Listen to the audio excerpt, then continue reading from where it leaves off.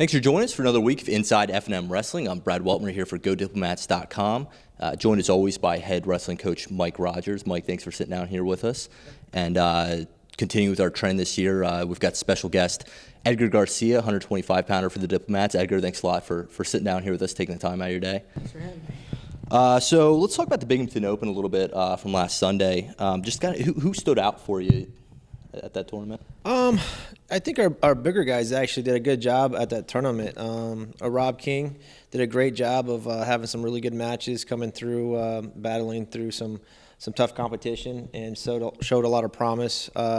He's redshirting this year, so he's up at 165, but definitely looks good. He's put a good tournament together, and it gives us a good feel of him coming back next year. And then Anthony Mancini, Antonio Pelusi, all those guys made got deep into the tournament, had some good matches. I think Scott Stevens wrestled really well. Had some good wins, but had some tough losses. Did some really good kids. The Penn kid was really good. He gave a good matchup too. And we saw a lot of conference guys. I think I counted almost 9 or 10 of our conference teams there: Harvard, Princeton, Binghamton, and so on, Sacred Heart. So a lot of our guys got to put their hands on a lot of conference guys to kind of see where we're at this point in time against our conference opponents when we go down the road. So I think all in all, we did a decent job. There's still some improvements. Rick's still kind of making the adjustment and still not quite up to par with his style and his level of wrestling. So he's still making that process and that adjustment. But big thing for us, I think, overall as a team, we really improved on getting off the bottom. We weren't. That's a big thing we worked on the last 2 weeks, is just getting off the bottom and getting back to our feet and not getting held down. And we did a lot better job doing that. So the guys made some huge improvements in that area. And then we took some notes and some other things we need to work on going into this weekend. And then Edgar, the competition was pretty tough out there. You had guys from Maryland and Penn you went against. The decisions were pretty close. So just talk about the competition, the level of where that was at this weekend. I really enjoyed the competition. It's quite an experience, and you get to see where you're at. And obviously there's definitely things everybody needs to improve on. I need to improve on. But it's definitely a good feel that you don't get in the room and you can see where you're at and where you stand and what you have to really focus on in the room. Yeah, and then things don't get any easier this Friday. No, not at all. You got Paul Petrov coming to Lancaster, Bucknell, first home duel of the season. Paul's ranked number 14 right now at 125. He's an NCAA qualifier. When you go to face off against a guy like that with such a good resume coming in, how much does that play into your mindset and how you prepare for somebody like that? Really, I just look at it as another match. It's just another practice match to prepare me for further down in the season. I watch the film and I do my studying and make sure I'm prepared, but really it just comes down to my game plan and executing my game plan. And I mean, it's wrestling. You never know what to expect. It's always fun, so it'll be a good time. And then, Mike, last time Bucknell was here was in 2014. It was a really close match. You guys came out on top. There was a lot of strategy involved in that match. Is that what it's going to take to pull an upset over Bucknell again this year?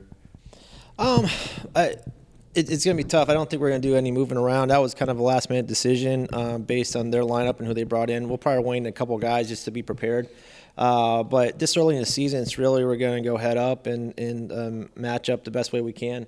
But we're going to wait on some guys in case we have to make some adjustments and move some guys around based on matchups and whatnot. But I love giving guys the opportunity to compete at their weight against the guy that they're going to see down the road. Like Edgar's a great opportunity. He wrestled number 14 ranked guy in the country.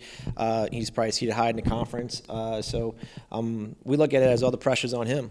All the pressure's on the Bucknell kid, and Edgar's just a guy that's trying to climb up the ladder. So it's always and Edgar's a type of guy too that I love watching wrestle. He never stops. He doesn't care if you put the national champ, whoever you put in front of him. He's going to go 100% and give you all he's got, and that's all we really ask for our guys. Just give us everything you got. Whether we like to say we don't lose, we just run out of time. Our conditioning's good.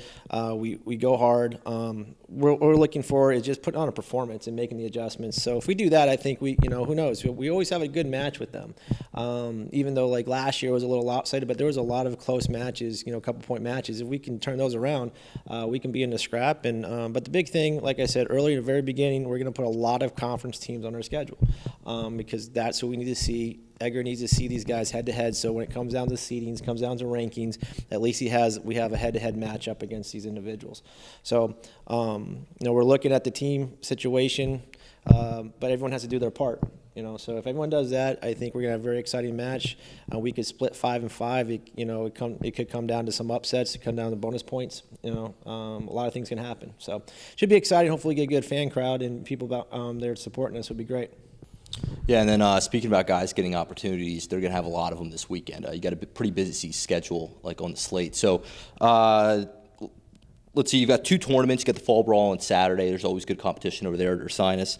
You sent a few guys out to the East Stroudsburg Open on Sunday, and then you have another duel against VMI on Sunday as well. So you guys are going to get a lot of work. What goes in the thought process for you and your coaching staff of where guys go?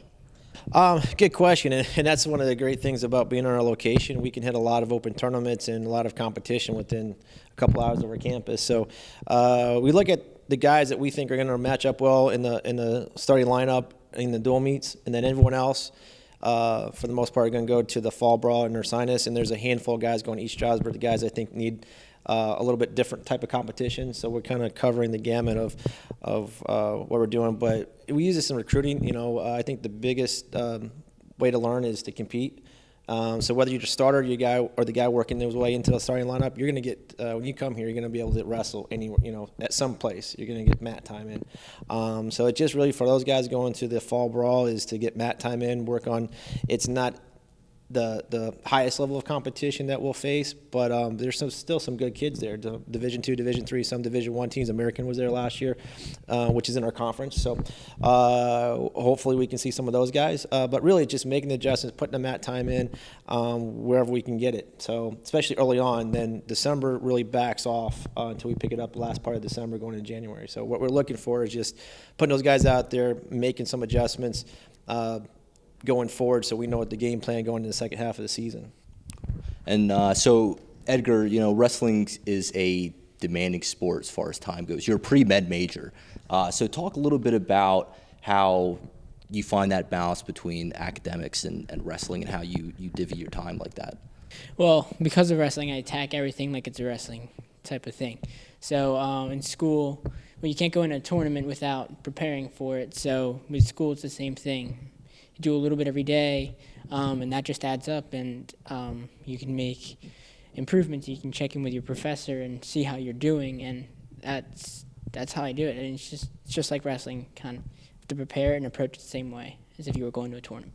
Do you find things a little bit easier in season? Like you have kind of a structure down? Yes, definitely. When I like structure, so wrestling keeps me in check, and usually that's when I get my best grades during wrestling season. Great. So we had your teammate Rick Durso on here last week, and we were talking to him a little bit about pre-bout rituals or maybe any superstitions he has or just kind of what he does to prepare for a bout. He talked about music playing a big role. Do you have any superstitions? Do you have anything do you have a ritual you go into before a bout? Not really. I mean, I just remind myself, I'm constantly reminding myself that it's just another match. You're going to go out there and wrestle your hardest. But no rituals. I just kind of do my warm-up, get focused, and calm myself down. And then when I go out there, I can just let it all out. Great. Well, Edgar, thanks for joining us here. We know you're a busy guy, so we really appreciate you taking the time out. Thank you. Yeah, and Mike, thanks as always for sitting down here with us. And that concludes this week's edition of Inside F&M Wrestling. Be sure to join us next week. We recap all these tournaments and all these dual matches. And make sure to follow F&M Wrestling on Facebook and all the other social media outlets.